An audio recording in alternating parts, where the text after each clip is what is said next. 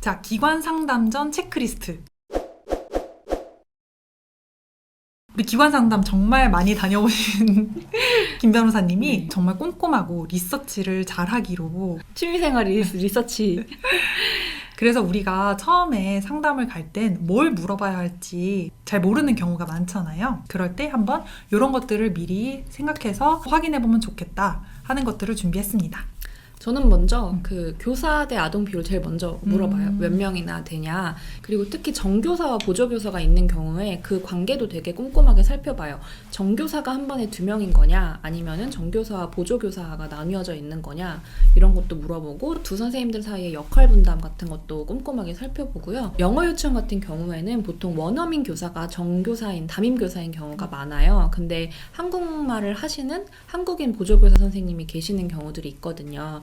근데 어떤 영어 유치원에서는 4세반이나 5세반 같은 경우는 아이들이 아직 영어가 익숙하지 않기 때문에 그 한국인 선생님의 역할이 되게 큰 경우들이 있어요. 근데 그러면은 그런 기관에 보냈을 때 우리가 생각하는 영어 노출 환경이 아무래도 잘 만들어지지 않을 가능성이 높죠. 그래서 한국인 선생님이 한국말을 어떤 상황에서 어떻게 쓰냐, 그런 것들을 좀 꼼꼼하게 살펴보는 편이고요. 그리고 이거는 제가 예전에 노동사건을 하면서 원어민 교사들이 영어 학원에 어떤 방식으로 취업을 하는지를 경험해 본 적이 있어요. 대부분의 학원은 잘 공급을 받고 있겠지만 어떤 학원들 같은 경우에는 정말 검증되지 않은, 그냥 그야말로 영어만 한다는 것 때문에 선생님을 모시는 경우도 사실 없지 않거든요. 그래서 저는 가면은 원어민 교사 수급 방법을 꼭 여쭤봅니다. 그리고 어떤 조건들을 검토를 해서 선생님을 뽑냐, 그걸 중요하게 물어보는 것 같아요. 그렇게 질문하는 방식 저는 좋은 것 같은 게, 우리가 사실 정교사 자격증이 있는 게 아닌 이상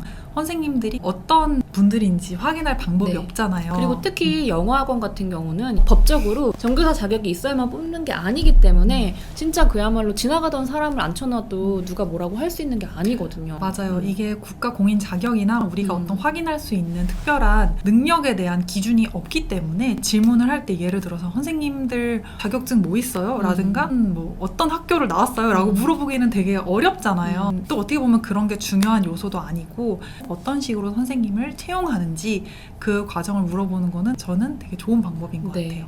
그리고 그것도 꼭 여쭤봐요. 지금 계시는 원어민 교사진이 여기서 얼마나 근무했냐. 왜냐면 생각보다 중도에 그만두고 도망가는, 나이트 러너라고 하더라고요. 그렇게 중도에 도망가는 선생님들이 있는 경우들이 있어요. 근데 그 원인, 선생님 관리가 철저하고 그리고 선생님들 복지가 충분하다면 교사들이 보통 오래 근무를 하거든요. 좋은 그쵸. 교사들이. 그래서 그런 것도 좀 꼼꼼하게 체크해보는 것 같아요. 그리고 사실 이런 걸 상담해서 상담실장님이 말씀을 안 해주시는 경우도 있어요. 누가 왜 얘기를 하겠어요. 그런 나쁜 점들은 얘기를 안 하겠죠. 그러면은 구인 공고를 구글에서 찾아봐요. 약간 좀 집요하죠. 구인 공고 찾는 거 꿀팁. 네, 구인 공고는 꼭 찾아봐야 돼요. 그래서 급여 수준도 거기 대충 나와 있고, 보조교사 선생님 같은 경우에는 또 어떤 기준으로 뽑는지, 무슨 자격을 요구하고 있는지 이런 것들을 살펴봅니다. 사실 맞아요. 커리큘럼이나 시설도 중요한데 우리 아이들이 하루 종일 같이 지내는 사람이기 때문에 교사들이 어떤 분들인지가 참 제일 중요하고 어떻게 보면 확인하기 어려운 부분이네요. 그리고 두 번째는 그 수업을 꼭 보여달라 그래요. 아이들이 수업하고 있는 장면을요? 네. 영어 유치원은 대부분의 경우가 투어를 가면 실제로 지금 강의하고 있는 교실을 보여줘요. 근데 안 보여주는 경우도 있거든요. 우리 아이가 가게 될 연령대의 실 수업 장면을 보여줍니다. 들어가서 막 이렇게 보진 않고요. 보통 이렇게 창문이 있기 때문에 겉으로 이렇게 볼 수 있게 돼 있어요. 그래서 그런 것 좀 보여달라고 해서 보고, 원어민 교사가 어떻게 아이들을 다루는지, 아이들은 어떻게 수업을 참여하는지 그런 것들 꼭 보고 옵니다. 그다음 세 번째는 이제 시설 부분을 봐야 되는데요. 영어 유치원 투어를 안 가보신 분들도 있겠지만 영어 유치원에 가보면 생각보다 아이들이 이렇게 책상에 앉아 있어요. 그러니까 우리가 유치원이나 어린이집을 생각해 보면 아이들이 좀 넓은 공간에서 이렇게 뛰어놀고 그렇잖아요. 근데 영어 유치원은 이제 책상에 보통 앉아 있기 때문에 여기 말고 아이들이 놀이 공간은 어디가 있는지, 강당은 좀 마련되어 있는지 그런 것들 좀 체크하고, 그리고 아이들이 거기서 시간을 얼마나 보낼 수 있는지 그런 것도 확인합니다. 근데 결론적으로는 영어 유치원을 지금 안 보내고 있는데, 영어 유치원들은 대부분 아이들이 이제 앉아서 영어를 익히는 시간이 많기 때문에 책상에 되게 많이 앉아 있거든요. 그러다 보면은 햇빛 쬐을 수 있는 시간도 별로 없고, 강당이 갖춰져 있는 원도 사실 강당이 없는 경우도 많이 있어요. 제가 이제 한국에 돌아와서 처음 영어 유치원 투어를 갔을 때 교실이 이렇게 딱 그냥 있고 애들이 책상에 툭툭 앉아 있는 거예요. 그래서 선생님 여기서는 아이들이 이렇게 하루 종일 책상에 앉아 있지 않을 텐데 놀이 공간은 어디 있어요? 이렇게 물어봤어요. 질문에 선생님이, 전제가 있었네. 선생님이 아니에요 어머님 아이들이 하루 종일 여기 앉아서 공부해요 이렇게 대답하시더라고요. 자랑스럽게. 네. 우리 아이들은 잘 네. 앉아 있어요. 그래서 그 기관은 여기 너무 나랑 안 맞다 이렇게 느꼈던 것 같아요. 물론 그런 걸 선호하시는 어머님도 있겠지만 그쵸. 저는 아이들이 눕고 싶으면 바닥에 좀 누울 수도 있고 저도요. 네. 이렇게 뛰어다니고 싶으면 뛰어다닐 수도 있고 그랬으면 좋겠거든요. 근데 그래서 그런 얘기가 있죠. 초등학교 1학년 가면 못 앉아있고 돌아다니는 애들이 있으면 꼭 어린이집 출신이다. 요새는 워낙 영어 유치원 이런 데 출신 친구들이 많다 보니까 친구들이 1학년 때부터 잘 앉아있는데요. 근데 이제 막 저기서 산만하게 돌아다니는 친구들 막 누워있는 애들 이런 애들 보면 다 어린이집 출신이다 이런 아니, 얘기도 사실 있더라고요. 학교도 그런 책걸상보다 좀 애들이 자유롭게 뒹굴거릴 수 있는 공간들이 맞아요. 좀 있었으면 좋겠어요. 네, 저도 어차피 그렇게 생각해요. 가면 실컷 앉아있을 거고. 네. 제가 늘 하는 말이지만 저는 하루에 몇 시간 이상 앉아있어. 아이고 너무 오래 앉아있어. 일찍 죽을 것 같다. 이 말 진짜 많이 하는데 우린 이제 너무 오래 앉아있잖아요. 맞아요. 그러다 그리고 진짜 보면. 그때부터 앉아 있어야 된다는 게 초등학교 가면 진짜 굉장히 오래 앉아 있더라고요. 생각보다 나도 그렇게 못 앉아 있는데. 근데 이제 또 어떻게 보면 동전의 양면 같이 영어 유치원에 보내면 앉아 있는 연습에 대해서 좋아하시는 학부모님들도 계시더라고요.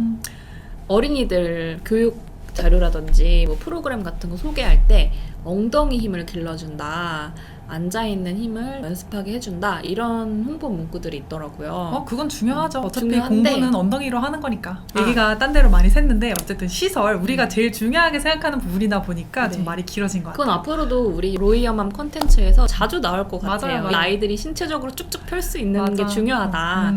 그건 이제 다음에 또 한번 얘기해 보기로 하고 마지막으로는 교재 부분도 있는 것 같아요. 무시 못한 중요한 부분이죠. 교재를 어떤 걸 쓰는지 교재비도 얼마나 드는지 교재비 많이 들어요. 네, 그런 것도 살펴보고 요새는 영어 유치원들 가보면은 독서 프로그램들을 운영하는 경우들이 되게 많아요. 그래서 어떤 독서 프로그램을 이용하고 있고 내가 그거를 집에서 어떻게 서포트 해줄 수 있는지 아이들 영어 도서관 어떻게 운영되는지 대표적으로 르네상스 러닝이라는 게 있죠. 거기서 책을 온라인으로 쭉 볼 수 있게 되어 있는데 그 기관이 르네상스 러닝과 협약이 맺어져 있으면 아이에게 다 계정들을 만들어줘서 아이들이 거기에 접속해서 볼 수 있어요. 라즈 퀴즈 이런 것도 있고 그래서 어떤 거 쓰고 있는지 그리고 피드백은 어떻게 주고 있는지 그런 것들을 확인합니다. 그리고 영어 유치원들이 어학원이다 보니까 급식의 퀄리티가 정말 천차만별이에요. 왜냐면 어린이집 같은 경우는 구청에서 영양사가 딱 식단표를 짜줘가지고 예산도 딱 배정이 되어 있고 이래서 어느 정도의 퀄리티는 기대할 수가 있는데 영어 유치원 같은 경우는 뭐 정말 급식소도 잘 차려져 있고 이런 경우도 있고 도시락을 시켜 먹는 경우도 있어요. 외부에서 외부 도시락 시켜 먹는 경우도 있는데 외부 도시락 퀄리티가 되게 좋은 경우도 있지만 진짜 열악한 경우도 있거든요. 그래서 급식들 어떻게 되는지도 다른 기관에 비해서 영어 유치원은 좀 꼼꼼하게 챙겨봐야 되는 것 같아요. 진짜 꿀팁이네요. 보통 어린이집 보낼 때는 그런 거 잘 생각 안 하니까. 어린이집이랑 가장 큰 차이점이 있다면 저는 급식인 것 같아요. 그리고 오전 간식을 안 주는 영어 유치원들이 있어요. 보통 어린이집 보내면은 오전 간식, 오후 간식이 이렇게 딱 항상 나오고 구청에서 영양사가 정해준 그 식단대로 주고 그러는데 놀이학교나 이제 영어 유치원은 간식이 또 없는 경우가 있어서 그런 것들도 체크해보면 좋고 나는 간식 상관없어 그러면은 그냥 편한 마음으로 보내면 되는 것 같아요. 오늘은 이렇게 영어 유치원 투어 갈 때 어떤 점들 살펴봐야 되는지 혹시 놓친 건 없는지 그런 거 한번 알아봤습니다. 여러 가지 꿀팁 확인해 보시고요. 사실 이렇게 많은 것들을 따져보고 얘기를 했지만 사실은 저희 둘 다 영어 유치원에 안 보낸다는 네. 사실. 저희가 기관을 선택한 기준은 무엇이고 아이들을 영어 유치원에 보내지 않은 이유는 무엇인지 그거는 다음 컨텐츠로 다시 찾아오겠습니다. 감사합니다.